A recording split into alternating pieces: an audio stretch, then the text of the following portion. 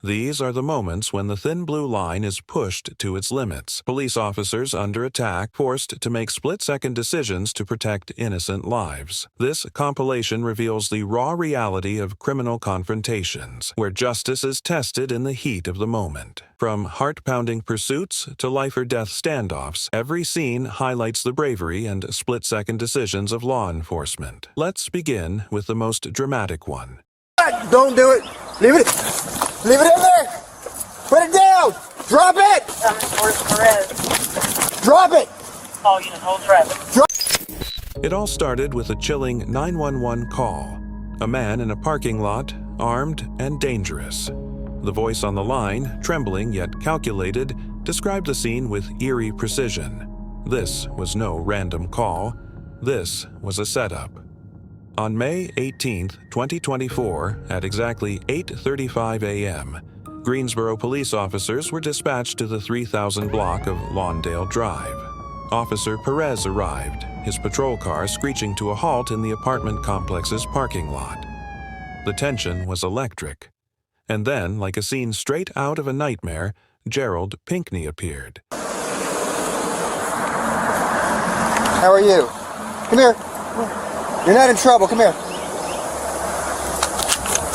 Pinckney's hand moved to his waistband, pulling out what appeared to be a deadly weapon. Don't do it. Leave it. Leave it in there. Put it down. Drop it. Drop it. His steps were deliberate, his intentions unmistakable. Perez shouted, his voice sharp and commanding, "Drop the weapon. Stop right there." But Pinckney didn't stop. He kept coming, closing the distance, his weapon raised. The moment hung in the balance, every second a lifetime. And then it happened. 2 shots rang out, piercing the heavy air. Pinckney dropped to the ground, the weapon slipping from his grasp. Emergency services rushed to the scene, but it was too late. Pinckney was pronounced dead at the hospital. Dead, Perez? Yeah. Turn him around. Come up.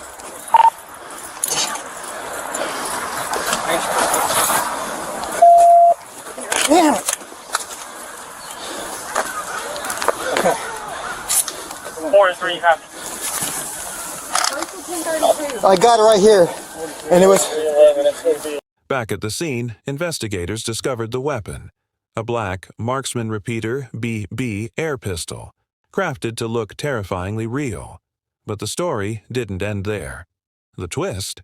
Pinckney was the one who called 911, describing himself as the armed man.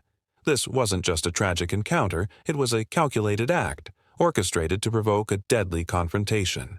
Why did he do it? What drove Gerald Pinckney to engineer his own demise in such a chilling manner? The questions remain unanswered, leaving behind a haunting story of a man's final, desperate act. I got no intention of living.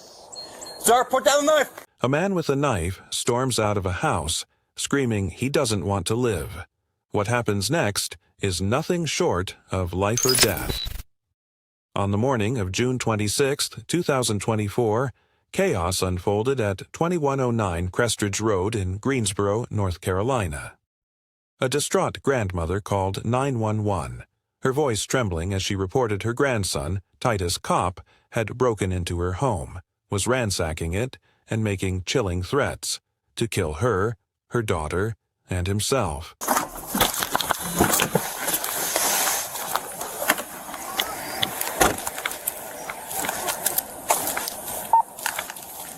Guilford Mutual Aid.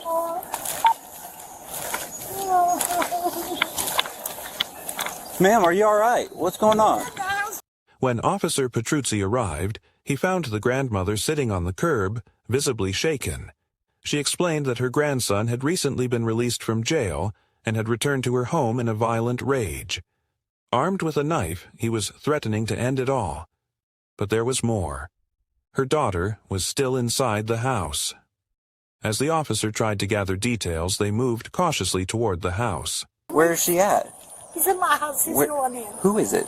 Who? It's my grandson. He just got out of jail today. He wants to kill himself. He came to my house and busted the door in.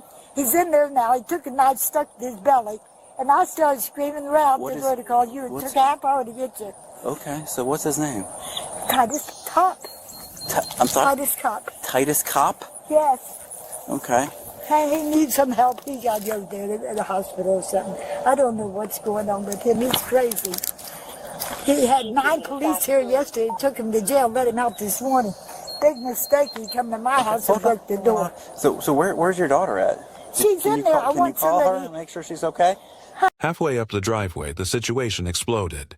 Cop burst out of the house, knife in hand, yelling, "I have no intentions of living." His movements were erratic, and the blade was pointed directly at the officer. Officer Petruzzi shouted for Cop to drop the knife, but Cop ignored every command, charging forward with the weapon raised. The officer had no choice. I got no intention of living. Sir, put down the knife! He discharged his firearm twice, stopping the immediate threat. Cop collapsed to the ground, and without hesitation, Officer Petruzzi moved to his side to render aid. Despite efforts to save him, Cop was transported to the hospital where he succumbed to his injuries. A silver Farberware knife was recovered at the scene, lying on the driveway, a stark reminder of the danger that unfolded that morning. A domestic call turned deadly, leaving a family shattered and an officer forced to make a split-second decision. What do you think of how this incident was handled? Share your thoughts below. Sir.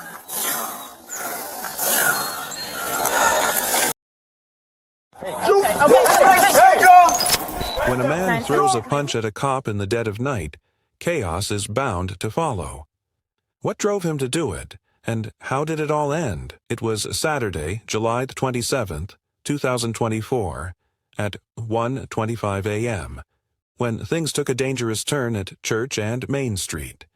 A Burlington officer was stationed on post with a community service officer, the night quiet, until a man came storming out of nowhere. Shouting profanities, his aggression was impossible to ignore. The officer spotted him closing in, his steps heavy with hostility. "Are you okay?" the officer asked, trying to de-escalate. But instead of words, the man's response was a fist, a hard punch straight to the officer's face. We need more units at church. Back up! Back up! Back up! I'm gonna take you! Back up! Back up!